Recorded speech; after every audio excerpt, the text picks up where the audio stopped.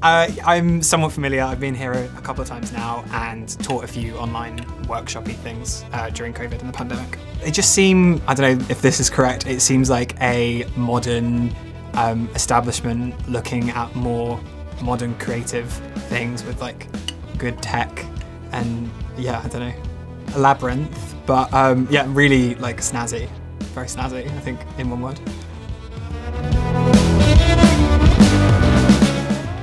I'm a visual effects artist working in film and TV, predominantly film. I've been doing this for 9 years, I think now. I graduated in 2013. And yeah, I've been working ever since in different companies, working on a number of films, doing modeling and texturing, specifically visual effects for film.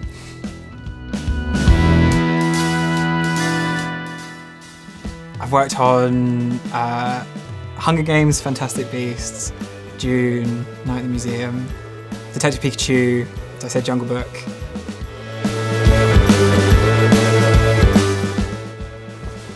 Yeah, I've had, so Jungle Book was definitely one of my proudest moments because that was a film that often with VFX is in the background, or it's like an alien, but then you're also doing all these like invisible effects behind the camera that people don't really realize are going on. But Jungle Book was just this kid in a green screen and we had to make the rest of it. And I was working at the one company that made it, which is also quite rare because usually it's a number of companies doing different sections of the film. So we made this entire like 2,000 shot film, and when they hired out the film, they did like a cast and crew screening. I was just like sat there just the entire way through crying. I was so proud of it. Yeah, and then more recently, when I was studying, there was a short film called The Dam Keeper, which got nominated for Best Animated Short at the Oscars, and that was by a guy, it was by a production company called Tonko House, and Dice Tatsumi was one of the people that made that. And then recently I've been working for a Japanese company called Tonko House, called Megalith, which was working for them, and I was like working with him, which was kind of a full circle moment because that really inspired me at uni. And then I was working and talking to him, and I got to say thank you to him for that, for like inspiring me all those years ago. Yeah, I guess I worked on Dune as well, that was fun.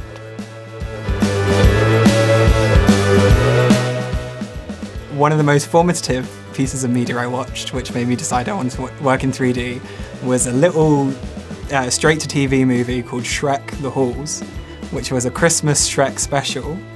Not even one of the mainline Shreks. And I thought that was really cool when they walked through the snow, it like left tracks. I was like, that's awesome. And then there was a Final Fantasy movie that nobody watched. And I think the company that made it went bankrupt because nobody watched it. I remember watching that, and it was just really cool how with 3D, because the camera can go anywhere, so the camera went under the ground and they made the ground like glass and you could see her walking and it was like ripples. And that was mind-blowing to like 12-year-old me, or however old I was, I don't know.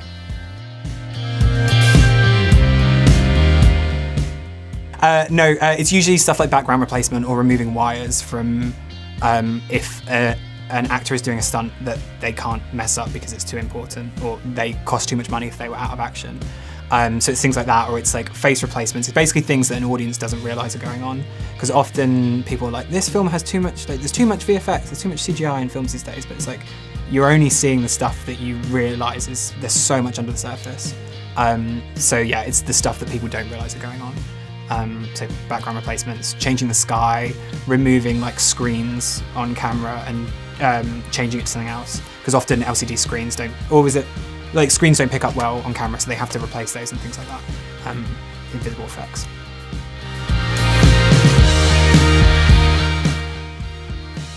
I mean, there's so many, if I'm honest, I'm gonna go with TV stuff, because I know you asked about film, but the way that Game of Thrones just like changed the TV landscape with a single show because of those dragons, because they had to have, because the books have those dragons, so we have to have those dragons. And before, like, if you think about shows before that, it would either be really crappy CGI, if you think about things like Smallville or whatever used to be on, or they'd have like one money shot and it would be incredible. But that, I mean, in season 1 they had a few shots of the dragons, but then they were like, we can't get around this, they have to be in there. And so the budget on that just presumably just kept creeping up. And then because of that, it kind of opened the world and the eyes of CGI on high budget TV, and I think especially with streaming services and the budget that that's brought in has meant that the landscape of VFX on TV has not only got incredible, it's so much better than it used to be, but it's also so much more in demand. And you can work on, like I worked on The Boys, for example, and some of the CGI in that is fantastic. Yeah, and it doesn't look like Smallville, like those old timey, like when he's running really fast and it looks really crappy. Like now it actually looks really good, although Smallville was great. But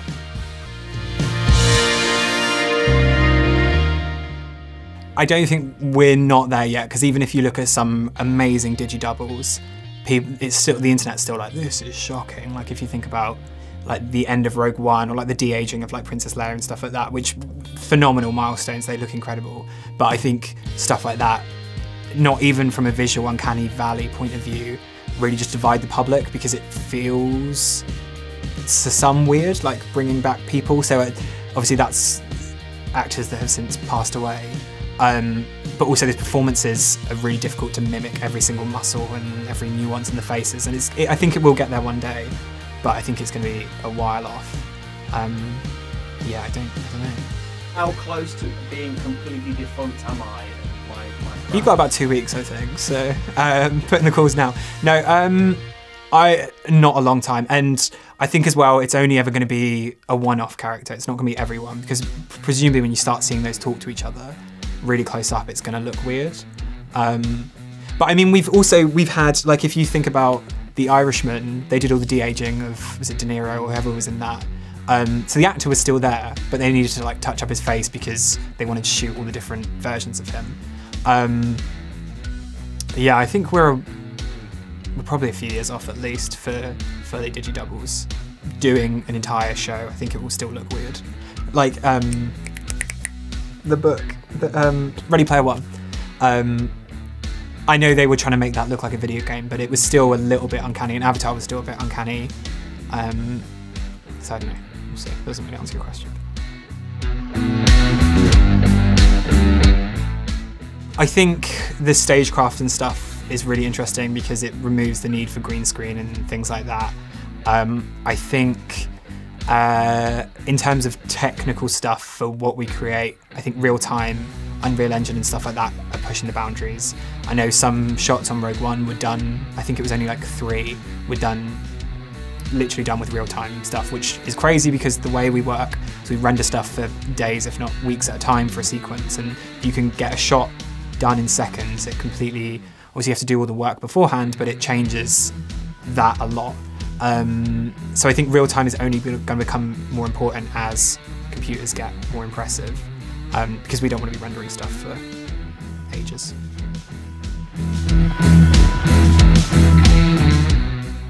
But yeah, no, there's a few companies I'd really like to work for and some big projects I'd really like to work on. So hopefully I'll be there soon. But yeah, there's some of the top players in the game, so like Weta ILM, the people that are really moving the goalposts of what you can do with VFX would really be that. Yeah.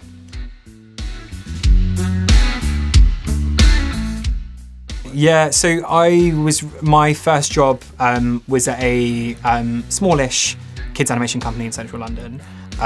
It's a fantastic company, but it wasn't the role that I wanted. So when I was there, I was working on my show reel at the same time, like working on new stuff to kind of present as a calling card, because the way we work is specifically with portfolios. So we have a CV, sure, and kind of proves your experience, but show reel shows your creative skills and what you can actually do.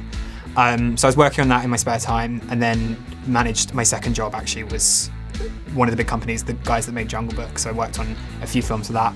And we're quite lucky in our industry actually, because all those companies will have juniors. So they might be out of uni or they might be a couple of years in. So you could absolutely work on a huge blockbuster within your first year of graduating, especially with the way that Netflix and stuff have changed the game. Like a TV show that might not have been impressive 2 years ago suddenly is a worldwide phenomenon. Like whatever the UK version of Squid Games might be, you could work on that and then it releases and everyone's like, oh my God, have you seen this? And you're like, yeah, I kind of worked on that. Things like that. So yeah, it's absolutely not unreachable, and I think that's one of the really cool things about VFX is those larger projects, you can be doing them quite easily.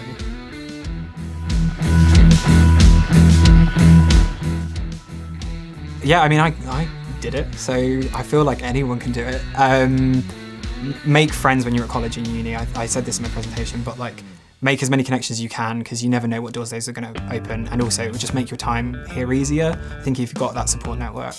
And enjoy learning. I think one of the things I miss about being at uni is you have all the time in the world to basically just take in as much knowledge as you can about a very specific or interesting topic to you, and that will, even if it's a random lesson on, I had to do an essay on queer theory in SpongeBob, which I was like, well, why are we doing this? This has nothing to do with VFX. And like, that's come up multiple times weirdly in my life. So yeah, make the most of all this time you have to learn incredible things.